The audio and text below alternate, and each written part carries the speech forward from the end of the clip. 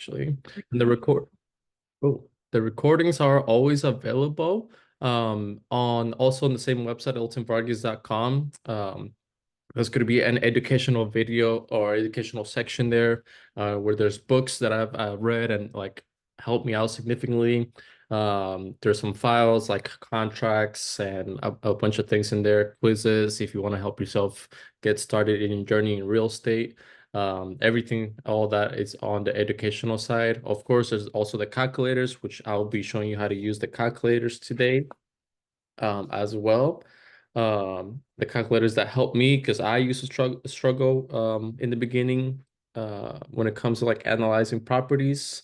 I used to go through that phase of analysis paralysis, and we all go through that at one point whenever we're looking at properties, because we're trying to make like the best investment uh, into it. And so that really helped me out create that, and it's pretty simple to like understand. It's just it takes a lot of practice, so hence why I created this series. So we're just going to give it a few more minutes for other people to start coming in. Actually it's already 6:05, so I kind of started a little bit late too though. That's my fault. Well, no, I didn't start too late. I started like at 5:57. But let's see here what I have. Okay, so everything else pretty much organized, and the presentation, it's up and ready to go. All right, so we're just gonna go ahead and start right now. Actually, let me just take this thing off here. Set on do not disturb. All right, cool. Awesome. All right. Excuse me. All right, welcome. Well, my name is Elton, like Elton John. I just don't do any singing. And no, I don't, my last name is not John, it's actually Vargas. So you can go to eltonvargas.com because today we're going to be using some calculators when it comes to doing some real estate wholesaling analysis. Not just wholesaling, I put myself in a position of I'm the actual buyer. So actually, I understood how a lot of buyers, investors, sometimes hedge funds as well too. Well, majority hedge funds actually. New constructions, investors as well too. How they analyze like a lot of the deals.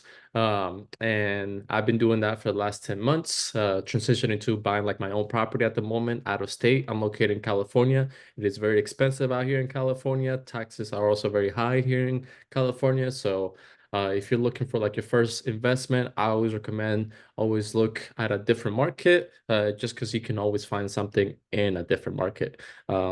And from there, a little bit more background about me, just beyond real estate. My previous background has been sales and marketing. I've been doing that for a whole decade. So when it comes to like talking to people, it's easy for me to talk. I'm not really scared of talking whatsoever. If it's over the phone, cold calling, warm calling, marketing, you name it, I've been in that spot. I've never been into like the sales of cars whatsoever. I would never get in my place of that. That's a whole different sales type of scheme and learning.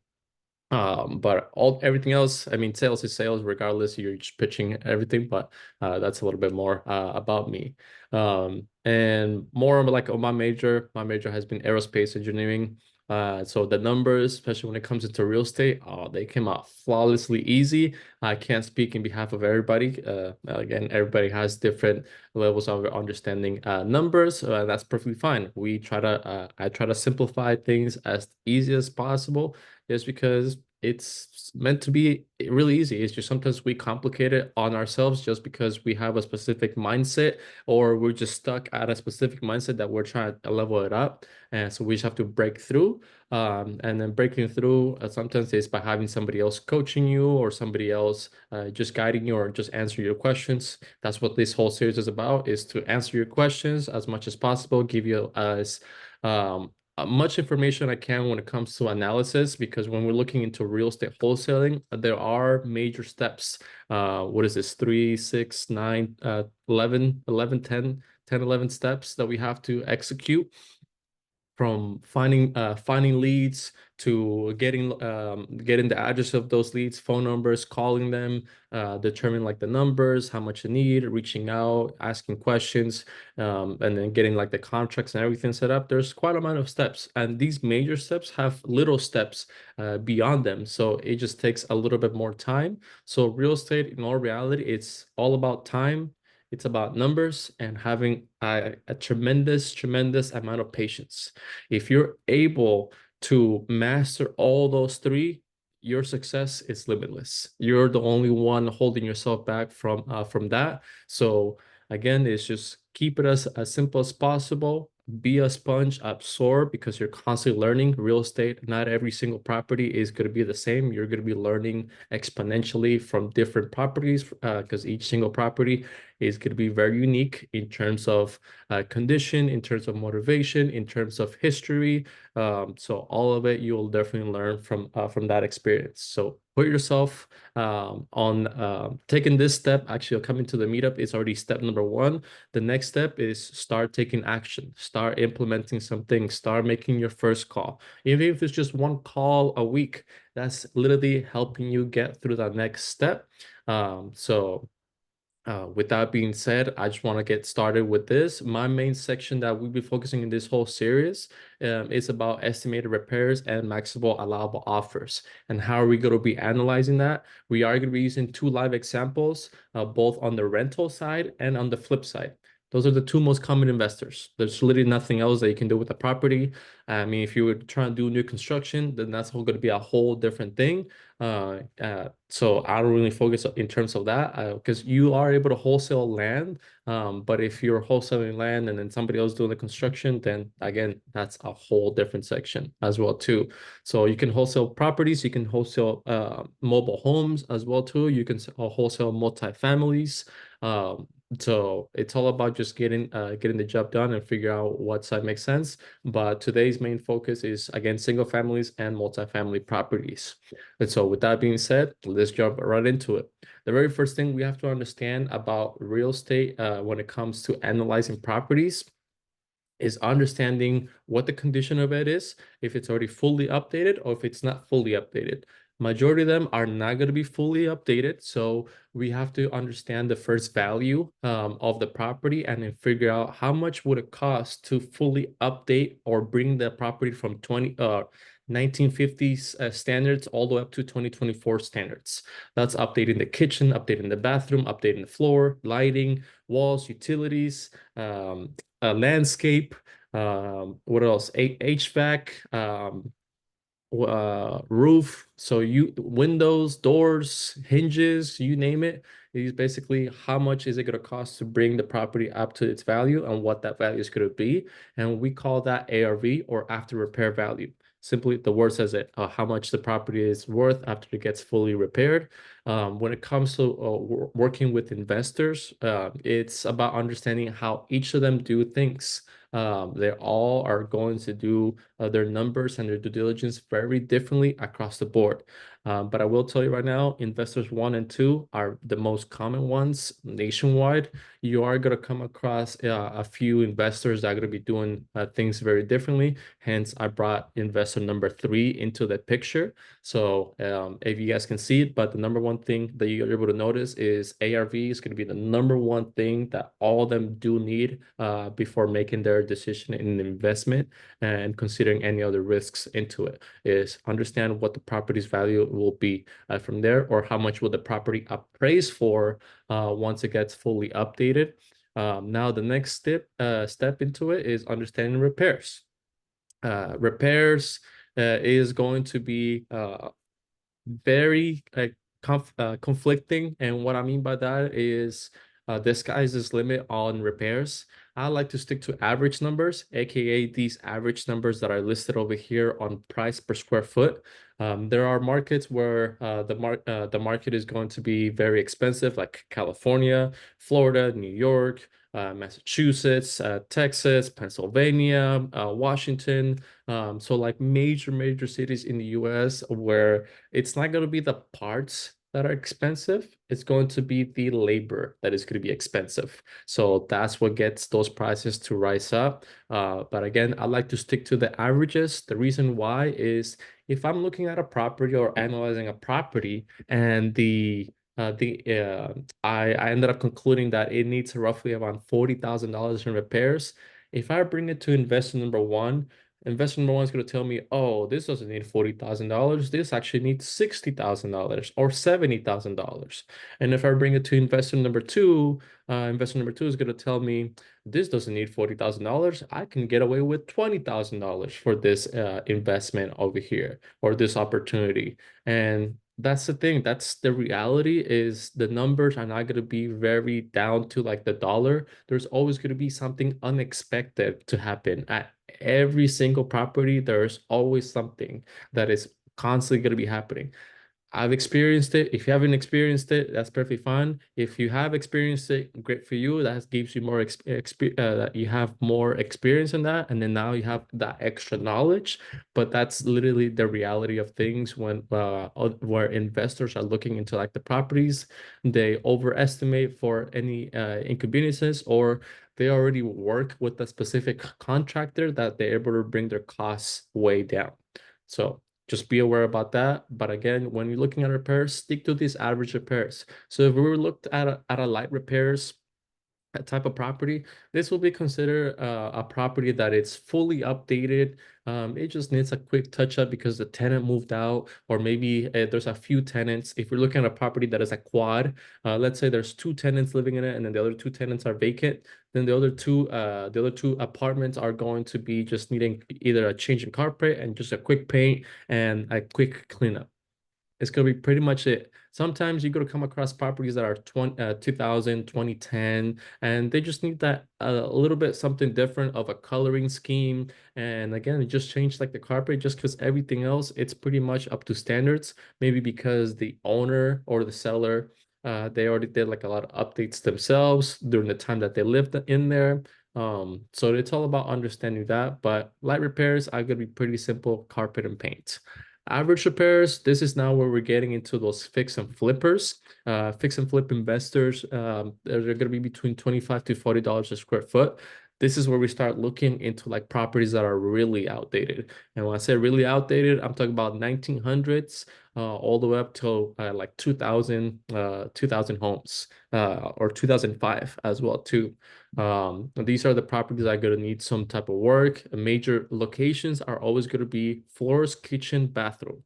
Of course, we are going to be changing the scheme or the color palettes of the home. So we're going to be changing the paint, maybe updating the lights, maybe updating like the utilities. The siding needs to get repainted as well too, or retouched up. Maybe the property has a basement and you have to take care of the basement as well too. Maybe there's a huge backyard, so maybe update like a little bit, and then there's like overgrown grass or overgrown trees, so it's going to take some landscaping into play.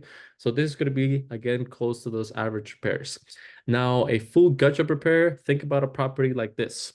It's a property that is like 1,000 square feet, 1,000 square feet on living space, and the property is you're able to see the outside, but as soon as you open that door, there's no walls, there's no kitchen, there's floor panels, but then there's no like actual flooring, like laminate flooring or hardwood flooring. It's just that straight up wood. So it's kind of like a new home that is getting constructed. Everything inside of it is just there's really completely nothing inside of it. It's just mainly the outside. This what is what a gut job repair is going to look like. So it really needs the entire full update on it. And not only that, sometimes you're going to come across gut job repairs that are burnt down, gut job repairs that have major molds. Some of them you are going to have walls, but then the walls again they're going to have some mold. There's going to be a water leaking as well too. So again, that's going to take major repairs. So that's what a gut job repair will be. Um, Now, we already found out that we have to find out what the property's after repair value will be. The after repair value will be considered based on the repairs, how much it needs. But to understand both of them together is we have to come across properties that have been already fully executed from getting the update already done. And what we call those are comps or comparables. So whenever we're looking at similar homes or aka comps, we do have to find certain parameters into these comps. And what these comps will be based on is considering well, these parameters are going to be based on is from an appraiser. So when an appraiser comes check out the home, is looking at the home that got fully updated, they're going to determine what the property's value will be since it got updated. But they're going to look at other similar homes that have done the same work already as well too, and they're going to have certain restrictions. So that's what parameters or aka restrictions will be. And these restrictions will be as followed. The living space has to be plus or minus 300. So if you're looking at a 1,200 square foot home, it will be up 300, so 1,500 all the way down to minus 300. So like 900 to 1,500 are going to be that is the range of comps. Lot size. Lot size gets applied into properties that have acres and acres of land. So if you have one, two, half an acre, or even 5, 10 acres, then that's where you have to compare acres to acres or apples to apples. Mainly if you're in major cities or urban cities, then by all means, or in the metro area, you're not going to be comparing too much on lot size. Again, unless it's on the description that the property has acres of land. Again, if it's going to be a quarter of an acre, a half an acre, 3/4 of an acre, or one full acre, that's when you have to consider lot size into it. Next is sticking within a specific radius. So we want to stick within half a mile to a 1 mile radius for these comps. The only thing with this radius is making sure that there's no major roads or double yellow line roads. And what double yellow line roads is basically these roads where there's going to be heavy traffic in the morning from commuters, heavy traffic in the afternoon for commuters. There's going to be buses, trucks, semis, UPS, Amazon, constructions happening in those major roads, or just major construction trucks driving through those major roads. So these major roads are kind of like the border of the neighborhood. So if you look over here at example, this is going to be one neighborhood, and then this is going to be neighborhood number two, just because that this major road is basically cutting off those two major neighborhoods. And appraisers, no matter how similar the property is and how if even if it matches within the comp parameters, an appraiser is not going to pull that other property from neighborhood number two whatsoever. They just won't cross that because again, they like to stick within the same neighborhoods in the area. Next, make sure again you're comparing apples to apples. So if you're looking at a 1955 home, it's a plus or minus 5 to 10 years on the compare on finding similar homes. If you find a property that it's 1955 and then you find a comp that is 2024 or even 2023 fully updated or remodel or new construction home, that's not comparing apples to apples. You want to stick to apples, make sure that there's other similar homes within the same years that are getting fully updated. And whenever we're looking for those fully updated homes, we want to make sure that we're at least finding three, maybe four, maybe five. It's even better for you, so that way you're able to present that over to like your end buyer. But other than that, that's pretty much it. Like in terms of this, we are going to be using some live examples. Again, if you have an address, by all means, drop it in the chat so we can analyze. But right now, before I actually move forward, I'm not sure if anybody has any questions that you want to drop on the chat. Meanwhile, I transition this over to doing some live examples. Or if you have like your own address or your own property you want me to analyze, or a specific property you want me to analyze because you're checking it out, or anything overall, by all means, put it in the chat. Let me pull this up so that way I can start sharing this. Let's see here. Let's go with live screen desktop one. So this is going to be the calculator that I'll be using. Again, the one that I've created along my journey when it comes to real estate analyzing, wholesaling, fix and flip, and buy and hold, and whatever it is. Again, you are able to get the calculators 50% off right now. So use the coupon code Super Bowl 24. You could have access to the ARV calculator, the complete rental calculator, and the seller finance calculator. That one's actually coming very soon. So if you get the pro bundle, you have access to all three, or you can get them individually. Mainly for right now is the complete and the ARV calculators. So I'm going to be using both the ARV and the complete rental ones for these live examples. And if you guys don't have an address, then I already done this spin the wheel. It selects a random market because I don't like to do a specific market just because everybody is on different coming from different areas. So let's check it out and see where we have Alexandria, Louisiana. Let's check it out. So I'm going to be looking for two types of properties. Of course, I'm looking for a fix and flip property, and I'm going to be looking for a buy and hold property or a rental property. So I'm going to be using that. I'm going to be using for looking for properties that are yes are on the market because yes, you can find deals on the market with agents. It's all about setting certain filters into it. And if you're working with sellers directly, part of the process of working with sellers directly is understanding how much they want because part of the calculator is you need to have like a price on the property. If the seller is not willing to give you like the price, that's perfectly fine. We can use our resources, Redfin, it's free, PropWire, another free resource, and also Zillow, another free resource. You can also use realtor.com. You can also use Crexy.com. So there's a bunch of free resources available out there that you don't really have to pay for anything, where it can give you what the property's estimated value will be. Because sometimes whenever you're reaching out to sellers and they actually want to sell, they're gonna give you the answer like, well, Zillow says that my property is worth this much. And that's where we're gonna analyze it. Again, that's getting a number from that seller. I'm gonna use this as an example. So if you use PropWire, and then again, if the seller is not being very cooperative on giving you like how much they want for like the property, hey, that's perfectly fine. We have to let's see. Here we go. I'm just gonna pull a random. I don't care if it's this one or not. PropWire gives you what the estimated value will be. Same thing with Zillow. Zillow is gonna give you what the estimated value of the property will be, which they like to call Sestimate. Actually, that's a new construction one. So let me pull this one. It will say it right over here at the bottom section.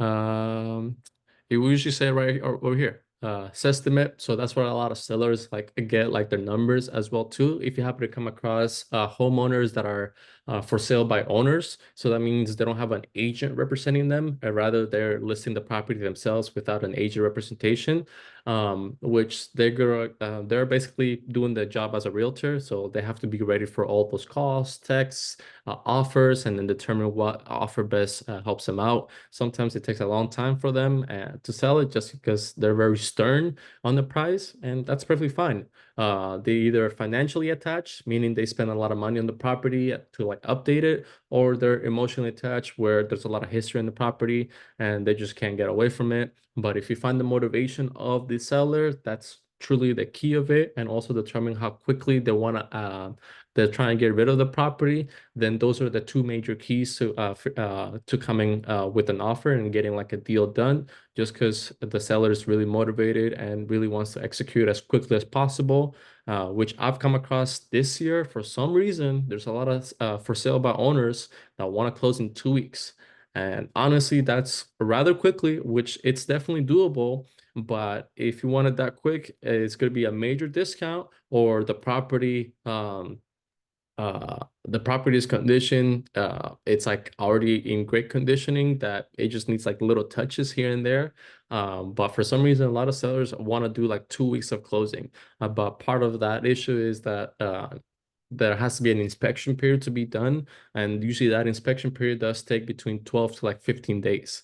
So I think that inspection period is for you to do like your marketing on your assignment of contract, to take pictures of the property, make sure that the owner is the right owner of the property, title is clean, and there's no mortgage or debt on the property, there's no liens on the property. So the inspection period it's an essential thing that has to be done whatsoever. But with that being said, let's go back to our city of Alexandria, Louisiana, and let's try to find some properties over here. Let's see if we can find a deal. Can we find a deal? Let's see over here. This is a 2024 build. Yes, it is.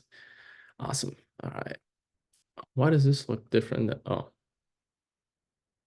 I see. And again, this is why sometimes it's good to have different resources because they're going to give you different information. So you can see Alexandria, Louisiana homes over here in Zillow. It's like bigger for some reason, comparable to like a Redfin. It's like stretched down or like shrink down to that specific area. Come on, let's remove the outline.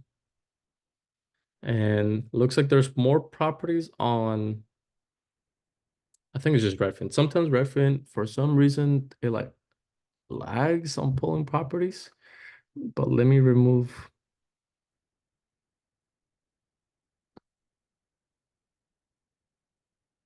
Yeah, I don't like the amount of properties on Redfin, so I'm gonna go with Zillow actually. I like to use Zillow a lot. The reason why is because it's easy to analyze on it. And another thing too is when I'm looking for properties. I like to set certain filters. So for the ARV is basically the fix and flip type of calculator. So for my fix and flip filters, this is what I like to do. And then for sale by owners, there's 27 of them. So these are good deals, especially if they've been sitting here for a long time. 55 days, that's a deal. That could be a deal. 72 days, that could be a deal. 142. 132, 145. Oh man, we're getting some deals on for sale by owners over here. And so actually let's check it out. I've never done like a live example for sale by owners. I always like to go with agents because I've always worked with agents. Again, I work with sellers too. It's the same thing. It's all about working the relationship. So let's see what the condition of this is. And the crazy thing that I always question is if this property is for sale by owner. If it's for sale by owner, why are the pictures so good? I mean, I'm not questioning that it's like, but that's a steady hand, great lighting. So somebody had to come in professionally to like take these pictures. And this property is actually in great condition, overall. So this could be a property that is just not going to be really a working deal. Again, I'm looking for a property that needs some good fix and flipping like numbers. And this is one of them. It doesn't show the inside of it, but where is it located? So my property is over here.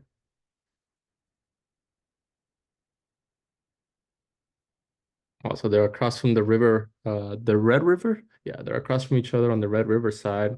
So let's check out this one. Again, there's no pictures. It's perfectly fine, but looks like the seller did put and as you can see, there's this estimate right over here, $79,000. Could be right, could be wrong. That's why we have to do our due diligence. Don't miss home equity. Seller will consider 24 monthly sold as is. When they say that, I got a feeling that this property was a rental. Close to stores, schools, parks. This won't last long. It's been on market for 72 days, so it's kind of lasting a long time. But the only thing with this is there's not a lot of pictures on the inside. So I kind of like have to like estimate 1,500 square feet. It needs like a major work inside. But sometimes when I come across all these when I look at these Midwest uh properties that don't have pictures inside, then it's really hard to like determine because sometimes they look ugly outside, but then the inside it's like kind of like updated. So it's part of the trick of coming across properties. Let's check out this 143 one. Okay, here we go. This is a good one. I like this one. Two bedroom. I don't like how it's like tiny, but we'll play. And their estimate says 11,000. Whoa. As I was mentioning earlier, if you look for a gut job repair, usually gut job repairs are less than 50 to like $30,000. Anything less than that. $11,000 and the seller's asking 19. Uh, um, I gotta understand like the neighborhood as well too. So let's check out some Street Viewer. Uh, make sure there's no. So this kind of like I'm not sure if it has like a big lot, but where is it at? Where is it at? I think it's this tiny little home right over here, 2227. Oh yeah, it's this one. Has like a small drive-through garage. We have some space, not a lot of space back either. Um, back to the map. Just want to see like this area. I got a feeling this could be like an area where there's like a lot of blue collar workers. Maybe I just don't know what kind of neighborhood this is. So understand like the neighborhood is essentially for me because I have to consider are there other investors into the area? So that's what I like to do street viewer, check out if there's other homes that have been fully updated. Because if there's other homes in the street or the neighborhood of my subject property, there's other investors into play, then that means the investment has less risk because I mean somebody else already took the risk of fully updating a property and selling it from there. Um, with tender love and care, much potential exists, two bedroom, two bath. Okay. So that says the seller will not make any repairs. The building in front of the main house is part of the property, but has no value. Huh. But this is listed with an agent though. But the property in front of the main house, the building in front of the main house is part of the property. The building in front of the main house is part of the property? The building in front of the main house is part of the property. What building are they talking about? What? The building in front. This is the main house. I'm not sure if they're talking about this. So that's something that I have to like reach out to like the seller and like understand like is there like another piece of land included on this? So it's kind of like two lands for the price of one. So that's something I have to like figure out. But let's look at the pictures. Sorry, I just again I'm analyzing this and I'm just doing it for like my own purposes, like kind of like talking to myself. If you guys have any questions, by all means drop it in the chat. But basically, this needs walls, lighting, floors, bathroom, bedroom. They don't show the picture of the kitchen. If there's a kitchen as well too.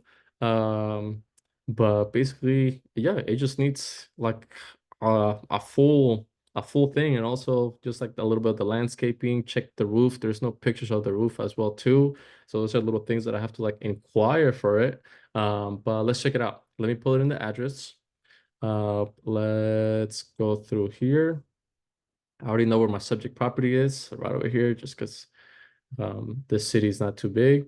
And let's check it out. So again, we're gonna put the parameters first of the comping parameters. So plus or minus 300 square feet, half a mile to a 1 mile radius. Make sure that we're not crossing double yellow line roads. And for this specific area, the way I will put a double yellow line road, it will be like this.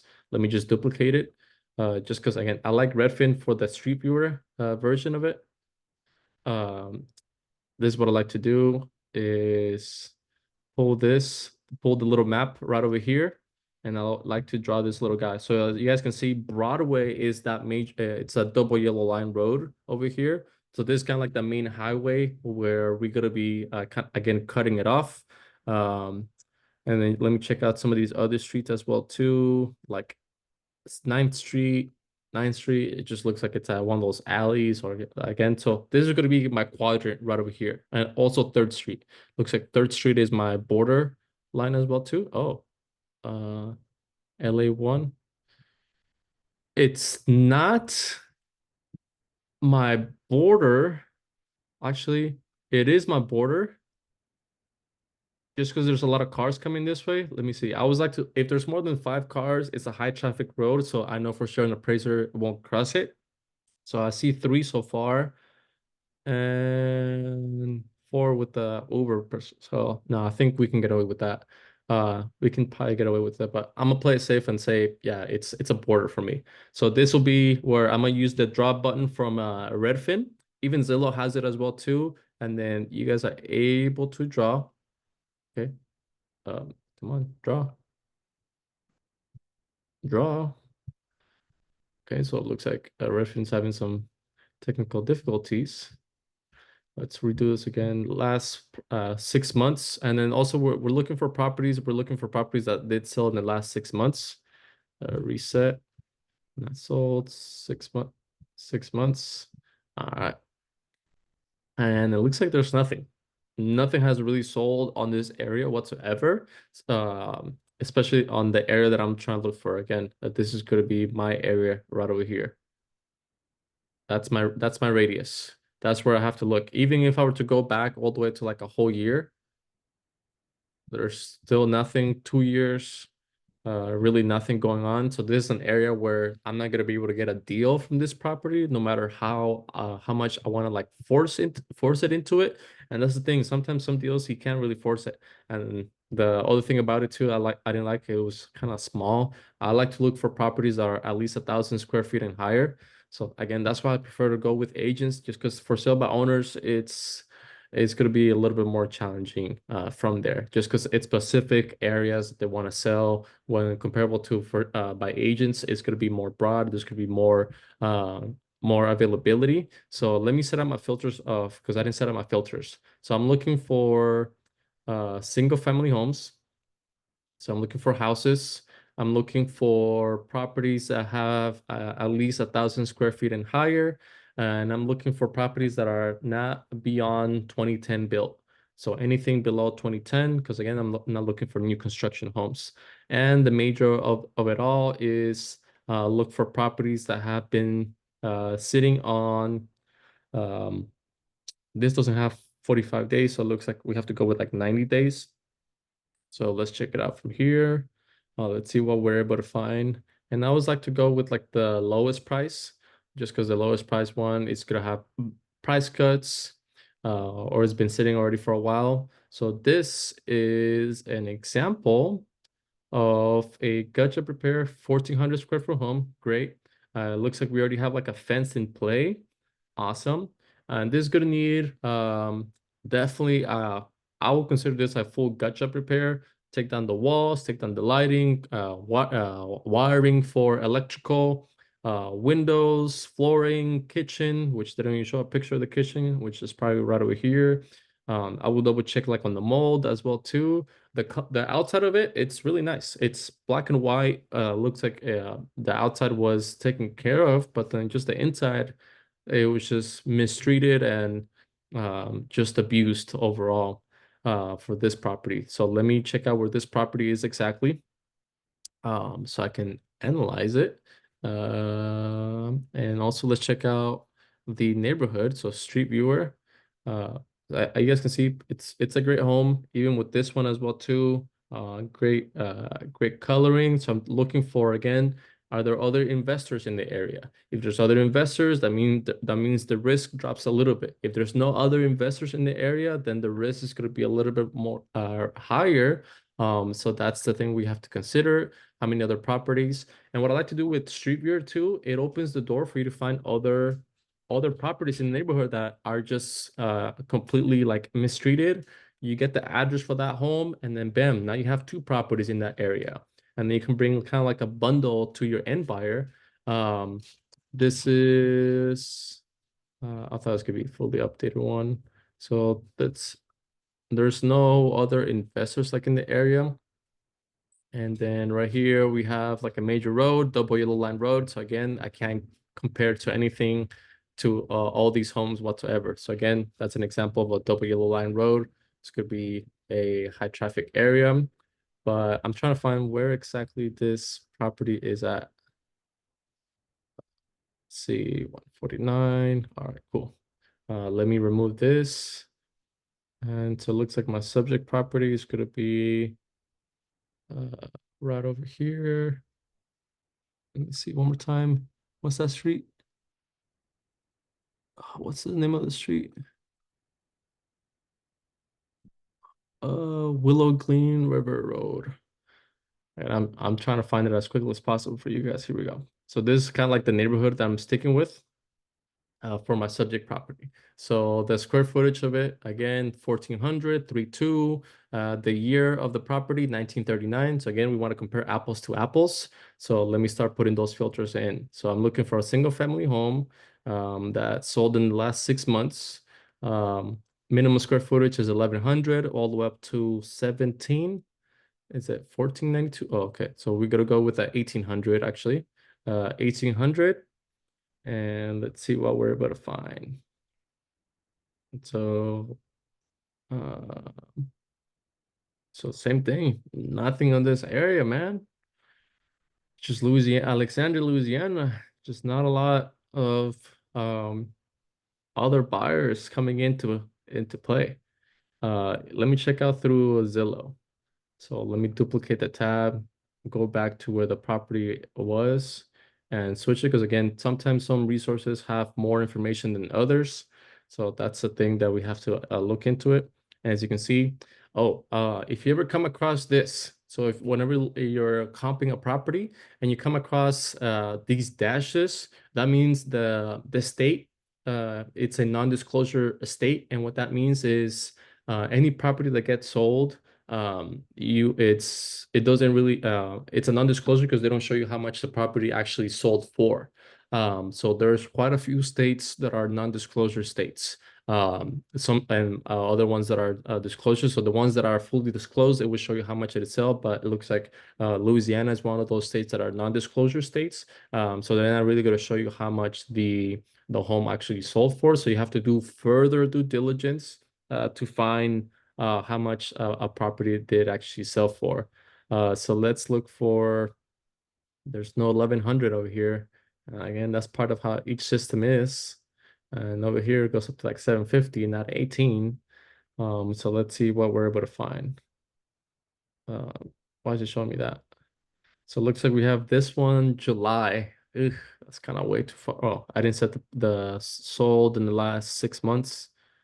So same thing. There's really nothing happening. And then for some reason, this home sold in November and it's back again for sale. That's kind of weird. Usually what that means. So this property is not active or is it active? That makes no sense. It says sold, but then it's active right now.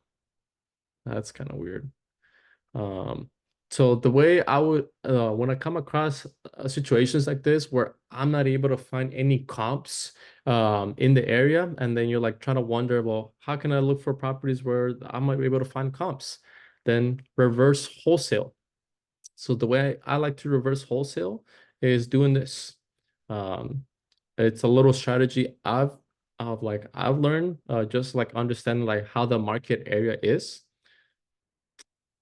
God, Redfin, what's up with you? Apologies, guys. Apologies.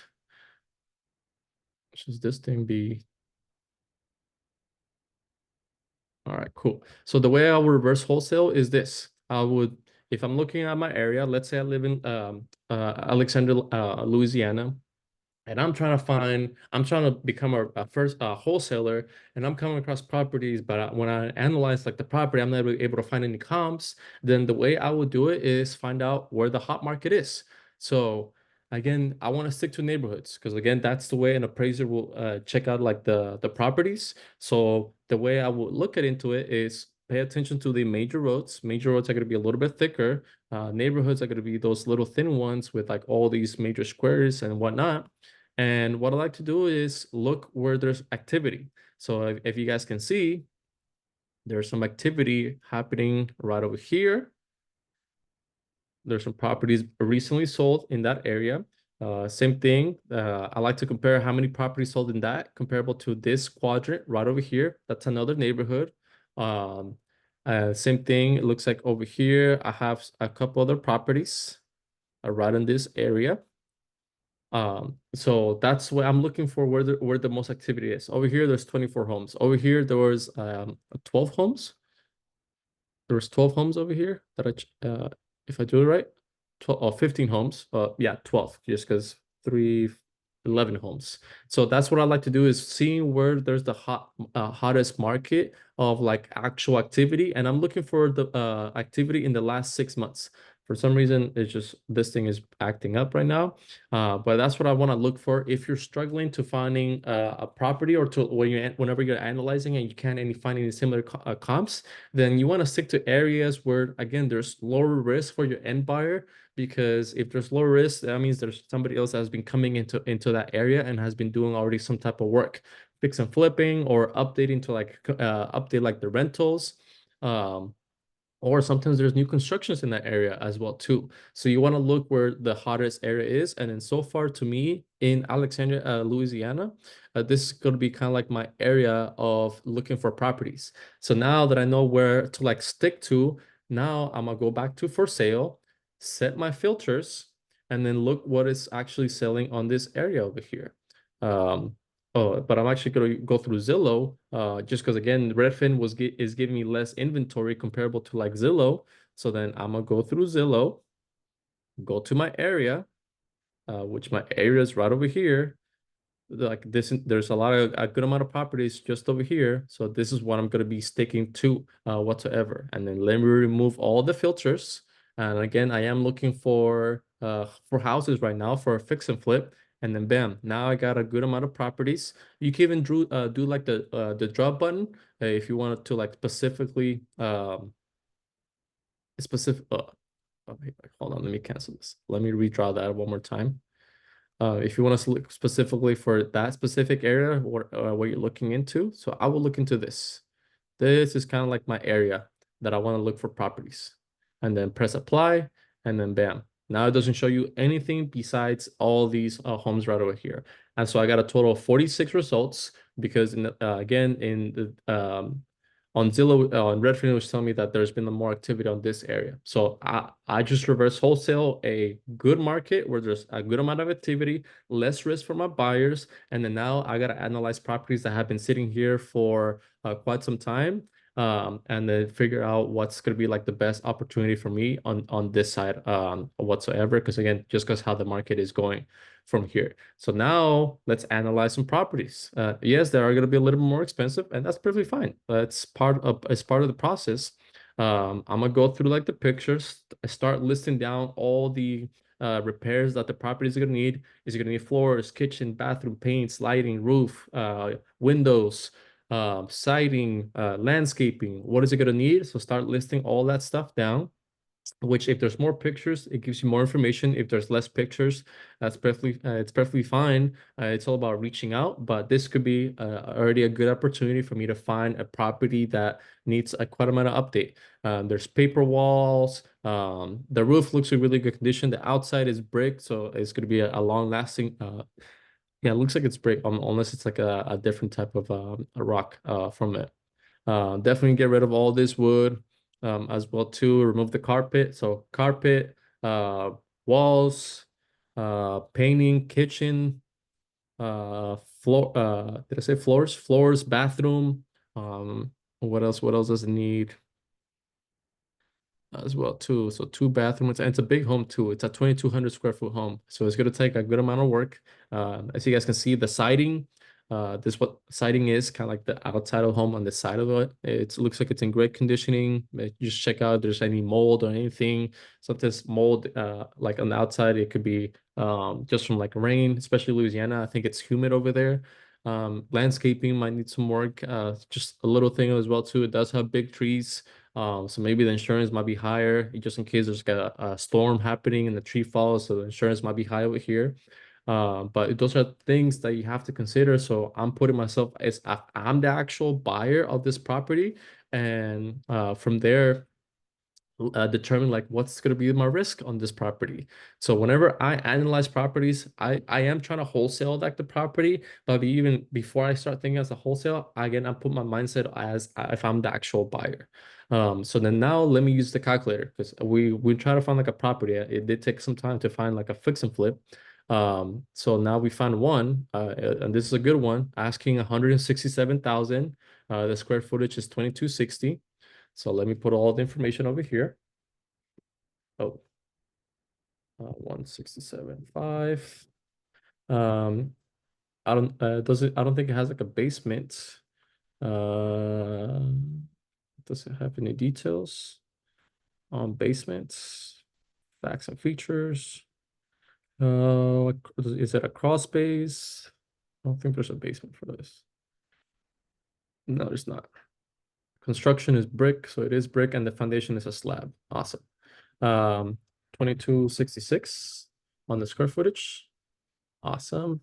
So then now here, again, I'm putting myself as a fix and flip investor. Again, if I want to wholesale, what's going to change if I change it to wholesale is my possible offer. So the agent and the seller, they're asking 167,000. If I need a wholesale, I need to bring my maximum allowable offer to $108,000. But I'm not done yet. I got to go through the rest of the steps. So, but again, I'm gonna put myself first before wholesaling to a fix and flip. So how much would a fix and flip investor offer? And so far I get this number. Again, it's a possible number. It's not over yet. That's why it says my possible purchase price. I have to go through the rest. Next is repairs. The repairs, we estimated floors, kitchen, lighting, paint, floor, what is it? Bathrooms, um, landscaping. So it's gonna be, and then for this, it is a big home. So what I like to do is I always like to like overestimate. So let's say I'm questioning my repairs. I always like to go like $5 higher. So my average repairs are between $25 to $40 per square foot. But to play it safe, I'm gonna go $5 high just because it is gonna need a few extra things. And it is a bigger home as well too. Usually big square homes, 2,000, 3,000, 4, 5. It's gonna take a lot more from it. And so that's the thing. I always like to play it safe just because the unexpected could happen as well too. So far, oh, and there's no basement on property. So let's change that to 0. If there's a basement, the basement repairs will be half of the living space. So if I'm looking at a 45 repairs over here, then it'll be like $22 per square foot on the basement if it had a basement, but there's no basement whatsoever. So far I'm estimating 102. Let's go even $102,000. So this is the information I'm collecting. The sellers is asking 167. Um, my part of my offer is to pay the closing costs, so that way I can get like a better deal. So I'll pay like the closing costs. The repairs needs $102,000 in repairs. I'm an investor, so I'm trying to look for my profit. Again, it's part of my business of fixing and flipping. So in the area, whenever the property gets fully updated, I need to resell it for me to make my 15% profit after all expenses and everything. I need to make around, I need to resell the home for $329,000. Now, if I were to go based on my purchase price, buying at 117, pay the closing costs, do the $102,000 in repairs, plus the 15% profit, then from there, I need to resell the property at $265,000. So now I basically got an ARV range. And I got to determine, I got to do my due diligence and find some comps, which the next session is look for comps and then type in the price per square foot on those comps on how much they sold for after they got fully repaired. So that way it can give me my actual ARV. So this is my ARV range, and this will be my actual ARV after finding the comps in the area. So let's go through that really quick. Let me go back to where the property is. My subject property is right over here. 168. Let me go through Zillow, I mean Redfin. Looking for properties in the last 6 months, right over here. I do have a border. Looks like Hayman Lane is going to be my border for my property. Yeah, so this is going to be, my border is going to be this. Let's do a little drop button. This is going to be my border for my subject property. And shabam. That's the entire border right there. So these are all going to be my comps. But of course, I have to set my parameters because I'm looking at a 2266 square foot home. So let's look for a house sold in the last 6 to 9 months, plus or minus 300. So I'm gonna go with 1900 all the way up to there's no 2550. So I'm gonna go with a little bit more, 2750. And so far I have 5. Eek, man, 5. That's kind of crazy. So let's see what it gives me. For some reason, they're not getting listed over here, but I'm able to go through all of these. Let's check it out. This one sold in August. That one doesn't look like it was fully updated. And the other thing too is some of them are not gonna have like the asking price. There's no pictures on that one. Uh, let's check it out. Man, there's no pictures on all of these. So what I want to do then is if it doesn't show pictures on one resource, again, it's all about using your other resources. So let me go back to this one because this one did sold in November. So I like the date so far. And let's see if there's any pictures over here. Hopefully there's some. No pictures whatsoever. Let me check the description. Sometimes it stays on the description or the sale history of it. Nothing either in there. Man, Louisiana, it's challenging, man. What about this? What's going with this property? Any pictures? No pictures whatsoever. Oh man, this is a tough market. This is really a tough freaking market because it's gonna show me the pictures, but these pictures are old and sometimes it's just Street Viewer showing you pictures. So honestly, it's really hard to like determine what the condition of the property is inside. And that's what really sucks about these non-disclosure states. I've dealt with them. I don't like them, but it's just sometimes that's the way you have to like really analyze and determine what actually went into it. So let me go with the average price per square foot on all of these homes. Um, so this one, let's go with the most recently sold. This one in January. So I'm gonna go with this one. November one and October. This October one, it's kind of getting way too far out. So I'm gonna go with both of these and just average it out. So this sold for 315, 315 for this one. No, 240 and 315. 240 and 315. And it sucks that I have to use my calculator for it, but it's just how it is. So 240 divided by 24.55. Because again, it's not giving me the price over here. It's $98 a square foot plus 315 divided by 1987 on the square footage, 158. So let me put that. So 98 and 158. Um, and then I'm gonna play lowball 98 for right now. So my property my subject property, again, there's no third comp. I'm just gonna go. So this is not a deal for me whatsoever. But I'm gonna go based on the lowest comp from over here. I can average it out, but I'm playing it. I'm playing a whole different thing from there. So I'm gonna go with the two lowest numbers and the highest one. So my average or my ARV is gonna be 267.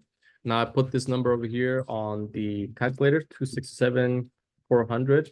It's gonna be my ARV. If I were to fix and flip it, this will be my offer from my actual investors, how much they will want to bring into like the table. Again, this is not perfect, and that's the thing is not every deal is going to be a deal that you can force into a deal. But these are my numbers. Again, my end buyers going to be paying the closing costs. They want their 15% profit, and or it's going to break down the actual dollar amount into it. But this is how much the property has to be. They'll purchase themselves to get it like under contract. Or so me, if I want to wholesale, I need to get it like a little bit lower than that. Just because again, they're gonna do their numbers. They're gonna find that there's not a lot of activity. I mean, there's activity, but then there's no fix and flip activity, and there's very few pictures on the properties as well too. Um, so that's the only thing that really sucks about it. And it's just part of like the game. But based on my ARV, basically my ARV was really close to my asking price. And that's my fix and flip asking price, which was $117,000. But if you guys look through it, once you get the actual ARV, you find out that the purchase price has to be way below the 117,000, between 85 to $115,000. So if I were to wholesale this, what was that wholesale number? 108. That's not really gonna cut it. If I get it $108,000 under contract, the property is being at $167,000. It hasn't been sitting for too long either. For this property, how long has it been? It's 66 days, not a great amount, but it's a good amount for get a deal. But to get it below $100,000 is definitely going to be an offer that's going to get automatically rejected, especially if I want to wholesale this. I can always play the patience game and then come back later, 2 weeks, 3 weeks, 4 weeks later, or maybe every 2 weeks, follow up and see if like, hey, look, I'm coming back. I'm really interested in the property. But again, I need to get it close to like $80,000. That's gonna be my offer on it, just because again, there's no activity happening on the area whatsoever. So it's a high risk investment that I have to come and play, that I can probably resell the property for like 270. And that's gonna be really challenging from here. Another thing that I always like to look for is if there's no for sale, there's no recently sold properties. I like to look at properties that are currently in the market and then seeing if there's any other if there's any properties that are fully updated properties in the neighborhood, which there's really nothing at all whatsoever. The closest thing is this one, but it's a for sale by owner. And that's not really helpful whatsoever for me. Because I was trying to look to see if there's like a pending actually let me look that up. Let me look for under contract or pending, and there's just nothing at all whatsoever, like on this specific neighborhood. There's new construction homes happening over here, but it looks like even those new construction homes are going to be really challenging to like even sell, because if they're all like the same price, same square footage, but there's just way too many that it's probably going to be really hard to like move for them.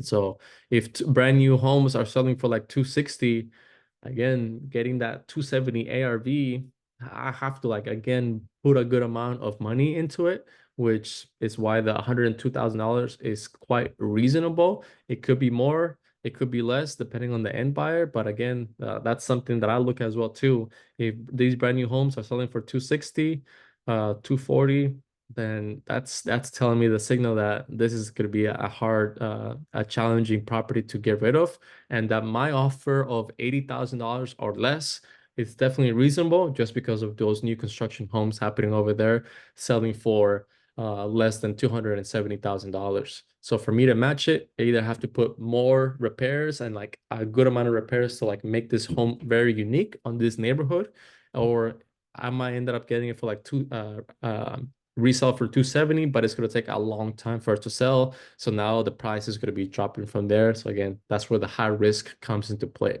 So I'll consider the three properties that we found that were trying to be that were I was trying to make a fix and flip out of it. Those are deals that are really not going to be working whatsoever unless I get a significantly huge discount like on the property, just because again, there's just no activity and the risk is way too high from it. Um, so that was an example of fix and flip. I know it's been like over an hour, and it's perfectly fine. Usually these last like an hour, but I still have to go through the example of a rental property. If you guys want to stick around, by all means, learn how to analyze a property that is being rented. Let's go ahead and stay. Again, if you guys have any questions, you guys can drop it on the chat. Just because again, I know this is a lot of information, and I analyzed three properties in an hour. Honestly, I can analyze 15 to like 25 properties in 1 hour, just by determining like the market area. Because again, I'm able to see like a lot of things, but for explaining purposes and and to keep it as simple as possible, it just takes a little bit longer. But that's the skill. It just takes practice, practice, practice, practice, to get into the habit of understanding how a market is. And the more you specifically focus on one market, the better it's actually going to be for you to start and understand how that market works, that you don't even need to look at comps. You already know what's actually happening. You already know what the price can sell for, like on the property. So it's just like any other new skill that you're able to learn. It just takes time for you to practice, and that eventually it becomes a secondhand nature for you to like analyze these properties. The only thing that I do like about this so far is the for sale by owners. So those ones are the ones that you can definitely negotiate. Or what you can do is do that seller finance or a creative deal, which again, I know the calculators, it's not perfect just yet, so it's still coming soon. But that's something that I can definitely work with those sellers. And what seller finance is basically, I make the seller the actual bank. So I make monthly payments to the seller directly. We set up specific terms on the property or on the deal. So that way I can make like a deal, just because if I bring an offer, a wholesale offer, and it's going to be a lowball offer on that wholesale deal. And of course, my offer is going to get rejected. So, hey, Mr. Seller or Miss Seller, I have another option where I can make you the bank. Um, how much money are you looking for, like down, and then like all this, and then you work through it. But again, that's coming soon. So that's why I recommend getting the calculators, especially the Pro bundle, so that we have access to all three of them once the seller finance comes into play. But right now, we're gonna use the rental one, which we're gonna analyze very soon. And again, if you guys have a property or an address, please drop it in the chat. Don't be shy. Don't be scared. Again, this is a friendly community that I'm trying to create, where I'm trying to bring and as much information and share a lot of knowledge that I have to you guys. So be open-minded and ask questions, because this is the time to definitely do so. Let's look for multifamilies. So when it comes to a rental family, it could be a single family. If it's a single family or multifamily, it's the same thing into it. But I'm going to be selecting multifamily just because I'm able to find them easily. Oh, there's none over here. For real? Oh, I was about to say. No, there's seriously no multifamily homes over here? Wow. You gotta be joking. They're all single family homes. Alexandria, Louisiana, it's all single family homes? No. Let's see, let's see. Multifamily houses apply. Okay. So that's why Zillow is gonna give you more information. What I'm looking for these multifamilies is, I'm looking for the price, and then making sure that there is some rent information. If there's no rent information, we'll go through that together. So great investment opportunity. Woo! Great investment. Let's see, why is that a great investment? It's been on the market for only 3 days. Property has two rentals on it. First unit is it's unit A, 3-bedroom home, 1 bath. Okay. You're not telling me how much is it getting rented for. Original second one should be 2-bedroom, 1 bath. All right. Since the agent is not giving me any information on how much the property is getting rented for, I like to use this. I like to use Sumper, and then let me get the the city, state, and zip code. So I like to put in Sumper average rent. I can't spell average rent. Bam, Alexandria, Louisiana, zip code, and then it's gonna be the first link at all times, or the average of whatever city you're looking into. So we know we're looking at a 3-bedroom, 1 bath, right? 3-bedroom, 1 bath, and a 2-bedroom, 1 bath property. Again, apartment. So I'm gonna put this as an apartment because it's 2 units. So I'm gonna look for a 3-bedroom, 1 bath. Let's apply that. How much can I get for it? And 3-bedroom, 1 bath, looks like it's going to be 800. So let's start putting some information here on the rental calculator. Seller's asking $140,000. $140,000. If I were to put 20% down payment, that's $28,000. My monthly payment, principal and interest, is going to be 821. I'm gonna stick with the 8% interest rate for right now. I can play it lower by all means. I can get lower, but again, I'm playing it safe for right now. Um, Next is closing costs. I pay my closing costs. Closing costs range between 2 to 5%. Again, I'm gonna play it safe, go with that 5%. So my initial investment to bring over to the title/escrow, I need to bring in $35,000. It could be my money, it could be other people's money. Excuse me. Wherever the money comes from, you need $35,000. That's buying it at the current price. But again, we have to analyze it. Is it a good deal at the current price, or do I need to negotiate a way better price? The 3 bedroom. So now we're gonna put it in the rents. Where we have a 3-bedroom, 1 bath home. Oh, we have 1 bedroom, 1 bath, and then a 3-bedroom, 1 bath. The property can rent for $820. Hopefully it's renting for more than that. I have to find out. I can ask the agent or the seller. And the 2 bedroom, 1 bath. Let's put it over here. Apply, search. 700. So not too bad from each other. It's pretty cool. All right. So I have 700 and $820 of income. Let's go with the pretty number. Let's go with 850. Uh, let's go with 700 and 850 for the units. If there's a garage, is there a garage on the property or is it let me see. Where's a street viewer? Let's check it out. Let's check out the neighborhood. There's no garage. All right. It is in front of a double yellow line road. Now, I'm glad this happened because if you ever come, it is a double yellow line road, but there's not a lot of traffic. I'm not seeing like buses, trucks, semis, a lot of cars coming over here. Maybe it could be like the time of the day. Another thing, the way I can confirm it is just look how it is. So Jackson Street will be that a heavy traffic road, but then this one, Chester, is not one. But if you ever come across a property where it's right in front, literally right in front of a double yellow line road, but the property is and the property there's a lot of high traffic happening, buses, construction, semis, Amazon, UPS. So like heavy traffic road.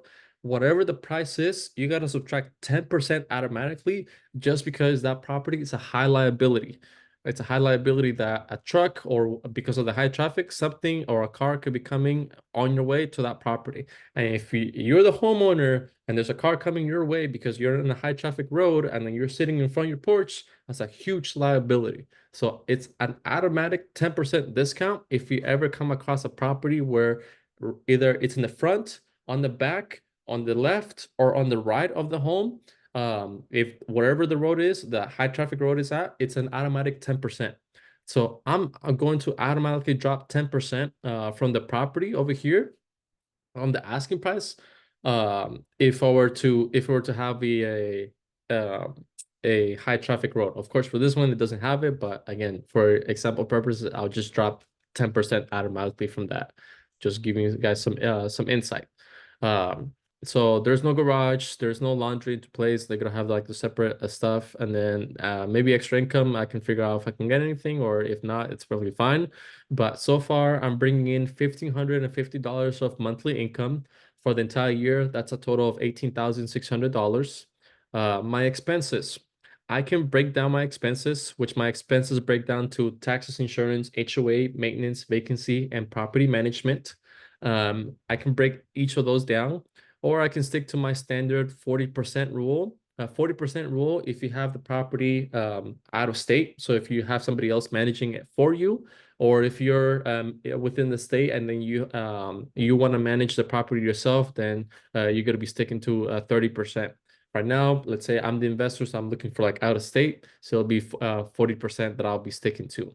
So looking at the analysis, the analysis is telling me this, that the property is at a 7% cap rate. The property does cash flow, which is good. I want to make sure it cash flow a little bit into it. Debt service is mortgage. So my part of my expenses is not my mortgage just yet. So my net income after my expenses is $11,000, but from the $11,000, I also have to subtract what the mortgage is for the entire year. And that's what debt service is the mortgage for the entire year. So 11,000 minus $9,800, that's gonna bring me the cash flow of 12,098. And based on my initial investment of $35,000, my cash on cash return is 3.71%, which it's all right. Not too great, but the cap rate, it's pretty significantly good. Now, the other thing too is I want to research what the area is like in terms of like cap rate.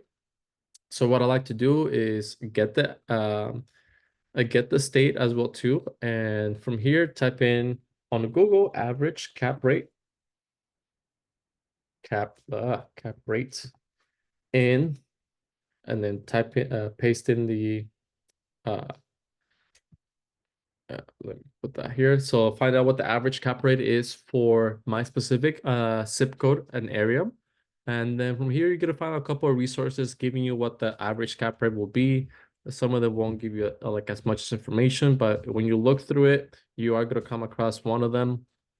Um, for that zip code, usually LoopNet tells you, but let's go with what LoopNet says. And looks like how much auto shops. Okay, I don't care about auto shops. I'm looking for cap rate, cap rate. Here we go. So it's like the median cap rate is around 10%. So this property is at a 7%. So I'll need to buy it at close to like the average or higher than the average. The higher the cap rate, and the way this is the way it works. The higher the cap rate, the lower the price of the property is.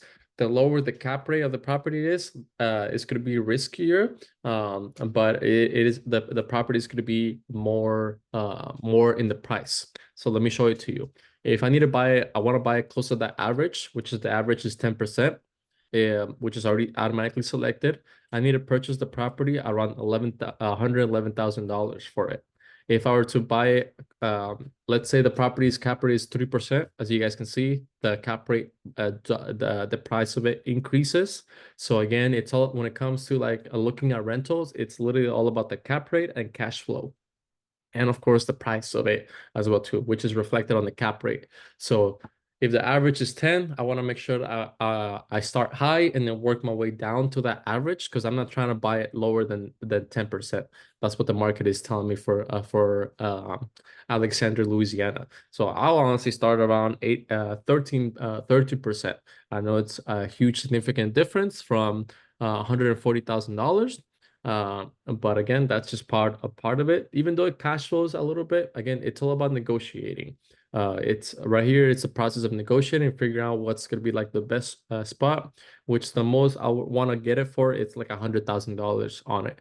And now, if I'm able to get the property for $100,000 and then keep the rent the same, then you guys are gonna see that the property is gonna again the rent's gonna stay the same, but the cash flow of the property just skyrocketed from $1,100 for the entire year to $4,000, which is even better because now you're able to bring extra money, which you can invest into something else, or you update like the property, so that way you can invest into like the property and update the property to maybe even rent or increase like the rent whenever the tenants happen to like move out for whatever reason. Um, and then from there, eventually you want to refinance. Or another thing too, if the tenants are not really working, maybe like they have missed like a few payments and you have to like evict them, then another thing that you can do is you can probably even rent for like Section 8. Section 8 is basically you're able to get way more than the average rent on the area. And then the way you find the Section 8 rental is we're looking at Alexander, Louisiana. So you will type in housing authority, housing authority, authority, housing authority. What is it? Payments. Let me see. I'll tell you right now. Housing authority. Oh, payment standards. So this payment standards. Alexander, Louisiana.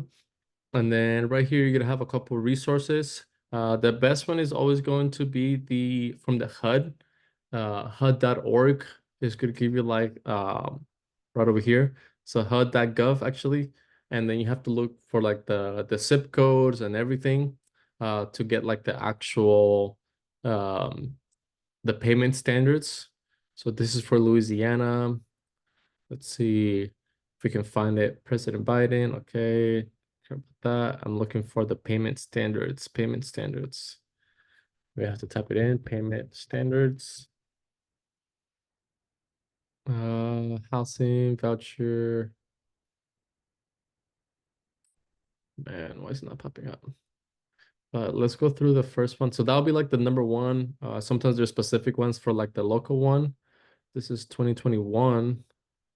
Let me look for 2024. 2024 payment standards, Alexandra. Uh,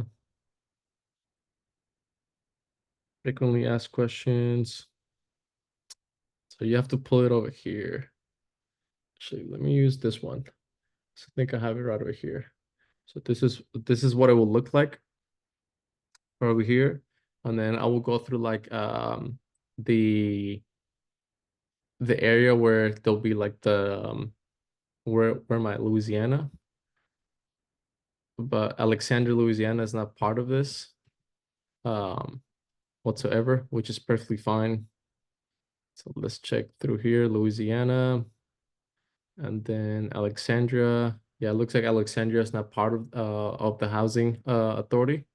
So that's perfectly fine whatsoever. Oh, this is actually the county. What county are we looking into? What's the county? What's the county? Because sometimes it has to be by the county as well too. So let's check it out here. Um, Nothing there. Market insights. What's the county? What's the county? What's the county? New listing. Why is it not popping up? Let me find a property.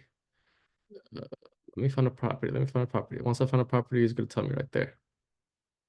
Let's go to schools, and we are in um, Rapids Parish. Okay, Rapids Parish, Rapids Parish, Rapids Parish. All right, next screen. So here we go. So this is the Alexander, Louisiana current like market section 8 2024 rent for it. So what's our subject property? Our subject property was a 5 bedroom. So it's a 3 bedroom and a 2 bedroom.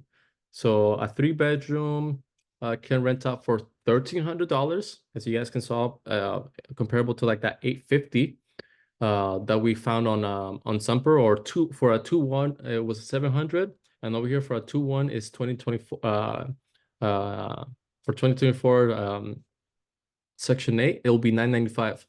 These are not guaranteed, but at least it gives you like a perspective of how much you can get from like a Section 8. Sometimes you can get a right on it or a little bit more, depending on the property's condition in it, because they do have to go through certain standards. But this is the potential of what a Section 8 property will be. So let's say I'm gonna round it up for the 2 bedroom to like 850. Let's say I keep it the same at the asking price of $140,000, and I don't like the tenants. Maybe they've been late a couple times, and I just want to change them. So I'll raise up this to like 850, and then the 3 bedroom will be 1,300. So let's call it $1,200 on it. And now I can buy it at the asking price of $140,000, just because I was able to increase the rent from, what was it, 11 uh 1,500 all the way up to like $2,000 every single month. My expenses, they're going to increase like a little bit just because I'm able to bring more rent, and that's perfectly fine. But now the property's cap rate on Section 8 tenants, it's around 10.5%, which the average cap rate on this specific property, or the average cap rate for this specific market, I mean, was 10%. So then now I'm able to buy it at that. And again, if I still able to negotiate from it, maybe even get it to like $123,000. Oh man, this property, it's already cash flowing $4,000. If I'm able to get it for $125,000 on the asking price, it's just gonna go from 4,000 to almost $6,000 in cash flow every single year, which is a great investment so far on someone who, again, depending on the tenants, how if they're on a lease contract, or if they're month to month, or if I want the only thing with Section 8, again, there has to be specific standards to it, but that's the opportunity that Section 8 does open, and especially that it's available for this market. And over here at the bottom, it will tell you like all the zip codes as well too. Um, and what is that? Where's it at? Like if you go through it, it's gonna give you like the list of all the zip codes that is gonna be available. But over here, we're already in Alexandria, Louisiana, which is not a big it's not a big city whatsoever. But that's the way you will analyze like a property if it's on a regular rent, or again, if you want to switch over to like a Section 8 rental, that's the way you analyze it, and that's what you want to bring over to like a to a homeowner. But again, if I want to wholesale this, I'll let the investor know, like, look, if you were to bring this to Section 8 standards, then by all means you can get a huge amount of cash flow like on the property. I mean, it already cash flows a little bit, but you mentioned that over whatsoever, you're bringing extra value to like your end buyer, where again, you just definitely need to work like on the numbers with them to like wholesale the property over to them. But that's the way you will analyze like the property in terms of like the rental side. On the rental side to get if you ever come across a property that it's rented, if it's a single family home or if it's a multi-family home. I use resources like Sumper and figure out what Section 8 could rent for, because again, especially on Midwest states, Section 8 is very, very handy, and depending on how many vouchers that might be available as well too. And again, looking into like the property's condition and try to get like the deal. So again, it's all about getting like a deal done, but is it already a possible deal? And how much more of a deal can I get beyond that? So that way, again, I'm able to wholesale my fee into like that property, just because again, it already cash flows at this specific price. And if I'm able to get it again to like $110,000 or even less, and then wholesale it to my investor for a $10,000 wholesale fee. So for 120 or even 125,000 wholesale fee, then that's going to be a game changer for you and for your end buyer, just because the opportunities will be available from there. But uh, that's pretty much it, man. That's the way you analyze both the rental side and the flip side. I know it's a little bit complicated to like understand, but again, like I was mentioning earlier, it's all about practice, practice, practice, and eventually you are going to be able to master it. But it literally in the beginning, I struggled as well too. So I've been in your spot of being like in the beginning, fresh, having like 0% knowledge into like just starting implementing certain things, learning, studying, taking that extra time to make sure that I'm able to like get a grasp on it. And once I get a grasp on it, it becomes flawlessly easy. And again, it'll become second nature to you guys. But I'm gonna leave it open for some Q&A if you guys have some questions. And again, if you want that calculators, the link is available on the chat as well too. But it's Q&A time, so you guys, you should be able to unmute yourselves. Let me allow you to do that. There you go. You're able to unmute yourselves if you guys have any questions.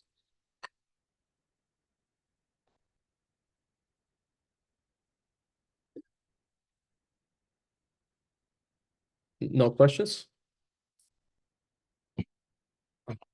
No, nothing. Twice, twice, three times. All right. Hey, that's perfectly fine. If there's no questions. That's perfectly fine. Again, this is a weekly meetup happening every Monday, Wednesday, and Friday at 6 p.m. Pacific Standard Time. I hope you guys were able to learn like a lot. Again, if you have any questions, I am available for one-on-ones. If you have specific questions, or if you get stuck through something, or you're trying to learn something specifically, or you want like a full breakdown of wholesaling and try to understand like your market, I'm available for one-on-ones. But again, if there's no questions whatsoever, I really appreciate you guys coming in today, and hopefully I'm able to see you guys on the next meetup on Friday at 6 p.m. Pacific Standard Time. And again, get the calculators. Calculators will help you out significantly doing like your numbers. That's part of it, but also taking action, that's going to be like the major one that's going to get you guys wherever it is that you try to get into real estate. If it's investing on your own, wholesaling, flipping and whatnot. All right. No worries, you're probably fine. But yeah, thank you guys for coming. I really appreciate it, and I'll see you guys on the next event. All right, take care.